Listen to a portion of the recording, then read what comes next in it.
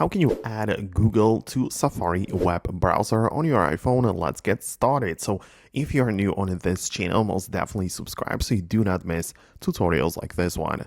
The first step would be to locate your settings app of the iPhone, and entirely at the bottom we have the apps section. Click on this, scroll through the apps, alphabetically go to the S so we can locate a Safari right here.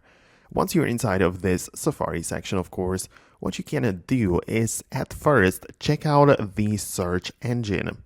So we have the search engine. This is set to Google, and if you don't have it set up that way, this is what you need to do to add Google to your Safari browser. This just means that when you don't type in like a full URL, and when you go just to the search of the Safari and type in one word, well, it's going to use Google to look that up, right? Other instances are the DuckDuckGo or even Yahoo, whatever you like, but this is supposed to be set to Google if you want to use it that way.